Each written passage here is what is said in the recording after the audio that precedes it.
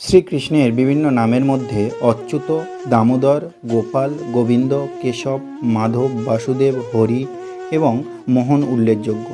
তার বিভিন্ন গুণাবলী এবং সম্পর্কে এগুলি নির্দেশ করে। এই নামগুলি তার ঐশ্বরিক প্রকৃতি, অবতারের ভূমিকা এবং ভক্তির প্রতি তার প্রেমময় সম্পর্কে প্রতিফলিত করে।